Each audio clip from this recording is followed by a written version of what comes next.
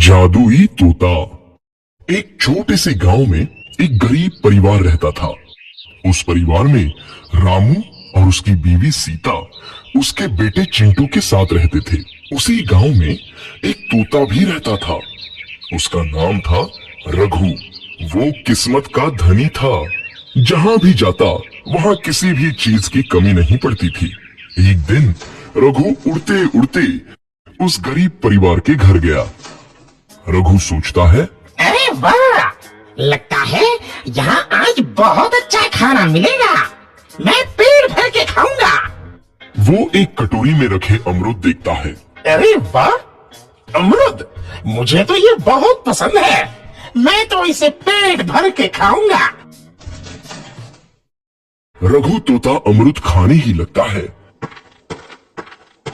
तभी सीता रघु को अमरूद खाते देखती है तो गुस्सा हो जाती है और उसे वहां से भगा देती है। भाग यहाँ से, न जाने कहां से आ जाते हैं।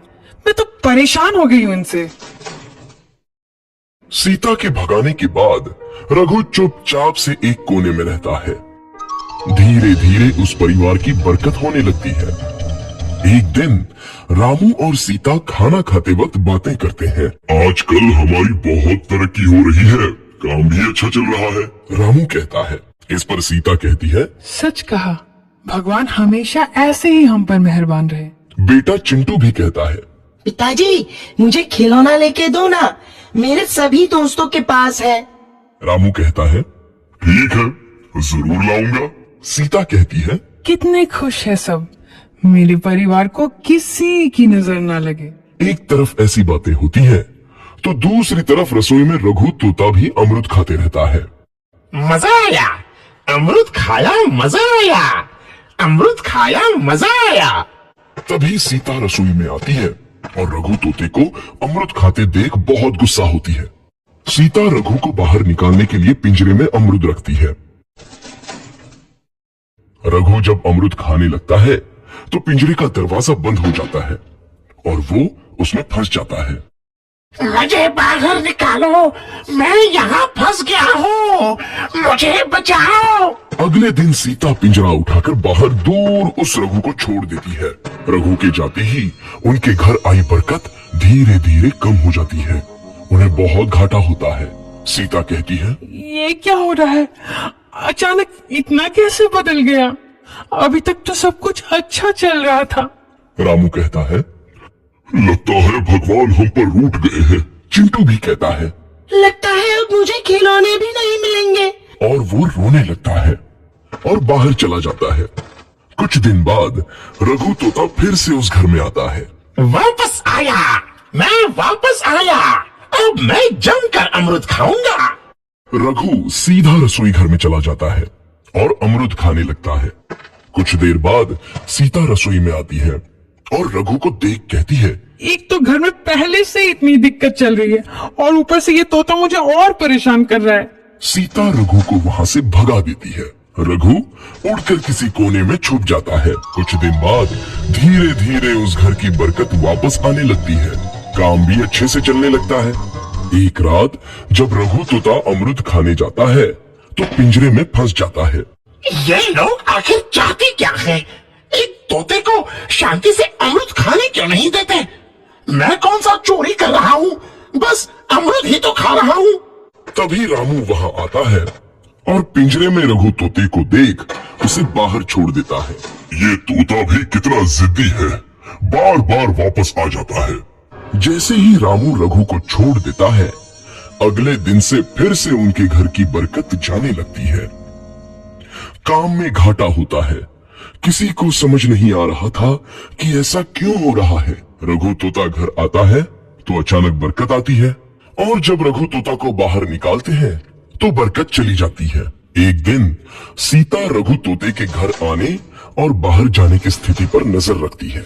ये तोता जब भी घर आता है तो घर में बरकत आती है और जैसे ही ये घर से बाहर जाता है तो उसी के साथ बरकत भी चली जाती है। कहीं ये जादुई तोता तो नहीं है?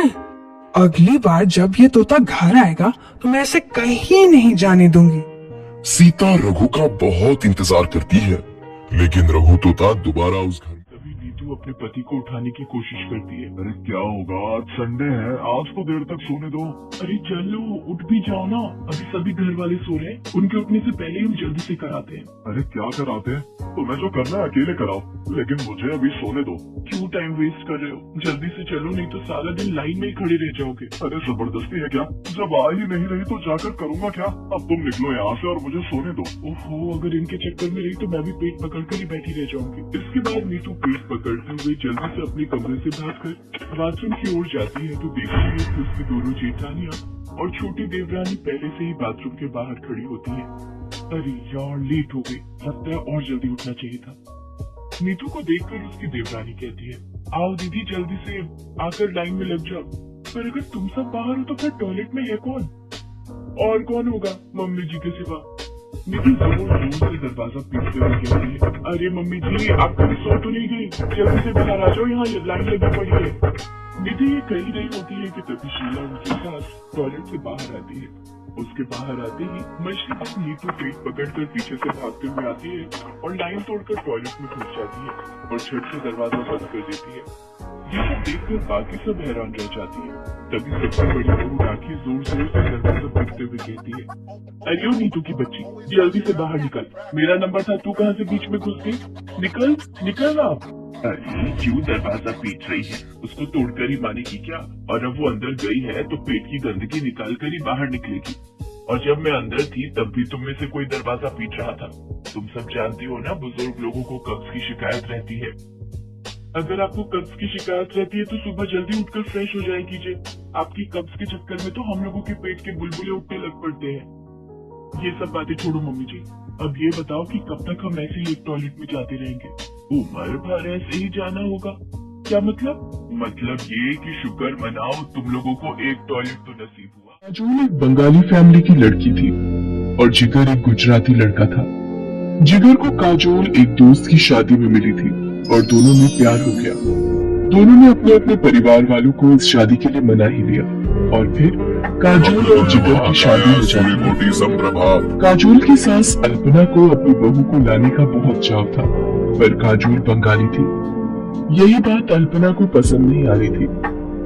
काजोल भी कहीं न कहीं एकदम से बंगाली परिवार से गुजराती परिवार में आ गई थी, तो वो भी इस बात से थोड़ा घबरा रही थी। शादी करके तो तुम आ गई हो, लेकिन हमारी गुजराती रीति रिवाज भी तुम्हें सब सीखने होंगे। और रही बात भोजन की, तो हमारे यहाँ शुद्ध शाकाहारी भोजन ही बनता है। तुम्हें चावल और मच्छी खाना छोड़ना होगा। हाँ, मैंने काजोल को पहले कह दिया था कि हमारे घर पर शुद्ध शाकाहारी भोजन ही बनता है और इस बात से काजोल को कोई ऐतराज नहीं है। जिगर की बात सुनकर काजोल कमरे में आकर जिगर से कहती है, तुम्हें तो पता है मछली और चावल मेरे पसंदीदा भोजन में से एक है। अब तुम ही बताओ, मैं ये सब खाए बिना कैसे रहूंगी? आज सुबह भी नाश्ते में मेरा पेट बिल्कुल भी नहीं भरा, वही ढोकला थेपला कैसे खाऊंगी मैं ये सब रोजाना? तुम भी बताओ मेहर। काजोल, तुम जानती हो ये शादी हम दोनों की सहमति से हुई है और इस शादी को आगे बढ़ाने के लिए कहीं ना कहीं तालमेल तो बिठाना ही होगा। अच्छा, मैं ऑफिस निकल रहा हूँ, शाम को जल्दी आ जाऊंगा। मेहर ऑफिस चला जाता है। ऐसे ही कुछ दिन बीत जाते हैं। एक शाम अल्पना काजोल को कहती है, काजोल, मकर संक्रांति का त्योहार आ रहा है, घर में मेहमान भी आएंगे। इस बार मकर संक्रांति की सारी तैयारी तुम्हें ही करनी है और हाँ, खिचड़ी का प्रसाद भी तैयार करना है। अब ये सब कैसे करूंगी? मैंने तो कभी ये प्रसाद वाली खिचड़ी बनाई ही नहीं। माँ को फोन करती हूँ। अरे तू चिंता क्यों कर रही है काजोल, मेरी सहेली सेजल भी गुजराती है, उससे पूछकर मैं तुझे सब बता दूंगी। तो एक काम कर, मैं तुझे उसका फोन नंबर दे देती हूँ, तो उससे फोन पर बात कर लेना। ठीक है माँ, मुझे उनका नंबर दे दो, मैं उनसे बात कर लेती हूँ। काजोल, जितना हो अगर हम ऐसे ही हर किसी की बात का बुरा मानने लगे तो जीवन काटना बहुत मुश्किल हो जाएगा बच्चे। अगले दिन पारुल स्कूल के लिए निकली, पर आज वो जिस रास्ते से जाती थी उस रास्ते से ना जाकर दूसरे रास्ते से स्कूल की तरफ चली जाती है। पर वो मन ही मन सोच में थी, पता नहीं स्कूल जाने का बिल्कुल भी मन नहीं हो रहा। मेरे साथ ऐसा क्यों हुआ? मेरे सिर पर बाल क्यों नहीं है? अगर मेरे सिर पर भी बाल होते तो मैं कितनी सुंदर लगती, फिर मेरा भी कोई मजाक नहीं उड़ाता। तभी पारुल को किसी के बुलाने की आवाज आती है, कोई बचाओ, मैं इस गड्ढे में गिर गई हूँ, मेरी मदद करो। अरे आप कौन हो? रुको मैं आपको बाहर निकालती हूँ। इन्हें बचाने के लिए तो मुझे रस्सी की जरूरत पड़ेगी, अब क्या करूँ? वो एक रस्सी पड़ी हुई दिखाई दे रही है। किसी तरह पारुल उस रस्सी की सहायता से एक औरत को गड्ढे से बाहर निकालती है। तुम्हारा बहुत बहुत शुक्रिया बहादुर लड़की, तुमने मुझे गड्ढे से निकालकर मेरी जान बचाई। कोई बात नहीं, आप मुसीबत में थी और मेरी मम्मी कहती है कि मुसीबत में हमें सबकी सहायता करनी चाहिए। पर आप इस गड्ढे में कैसे गिरी? मेरा नाम सोफिया है, मैं एक जादूगरनी हूँ। मैं कल रात जब अपने घर वापस जा रही थी तो रात के अंधेरे में मुझे ये गड्ढा दिखाई नहीं दिया और मैं इस गड्ढे में गिर गई। अगर आप जादूगरनी हो तो आप इस गड्ढे से बाहर क्यों नहीं आ सके? क्योंकि मेरा जादू सिर्फ दूसरों पर काम करता है, मैं अपने ऊपर अपने जादू का उपयोग नहीं कर सकती। तुमने मेरी सहायता की है, बताओ मैं तुम्हारी क्या मदद कर सकती हूँ? तुम्हें अगर मुझसे कुछ चाहिए तो मैं जादू से तुम्हें वो दे सकती हूँ। क्या आप जादू से कुछ भी दे सकते हो? हाँ बिल्कुल, तुम मुझसे जो भी मांगोगी और मेरे बस में होगा तो मैं अवश्य दूंगी। क्या आप मेरे सिर पर बाल उगा सकते हो? सब मुझे गंजी कहकर बहुत चिढ़ाते हैं। मेरे स्कूल में फैशन शो होने वाला, जादूगरनी छड़ी घुमाए सिर पर लंबे बाल आ जाए। और देखते ही देखते पारुल के सिर पर लंबे और सुंदर बाल आ जाते हैं। अब वो गंजी नहीं थी। पारुल, तुम्हारे सिर पर असली बाल है, ये बात किसी को मत बताना। जब समय आएगा तो सबको खुद पता चल जाएगा। अभी तुम सबसे यही कहना कि तुमने बालों के लिए एक विग खरीदा है। अब तुम स्कूल जाओ और कभी भी मेरी जरूरत हो तो 3 बार मुझे आवाज लगाना, मैं तुम्हारे सामने आ जाऊंगी। थैंक यू जादूगरनी आंटी, आप बहुत अच्छी हो। पारुल के सिर पर बाल आ जाते हैं और वो बहुत खुश होती है। उसके बाद वो स्कूल जाती है और सबको यही कहती है कि उसने बालों में पिक लगवाई है। इस पर सब बच्चे हंसने लगते हैं। पिक लगाने से क्या होता है तो तू अभी भी गंजी ही ना। पारुल शीतल की बात का बुरा नहीं मानती। पारुल घर जाकर अपने मम्मी पापा को सारी सच्चाई बता देती है।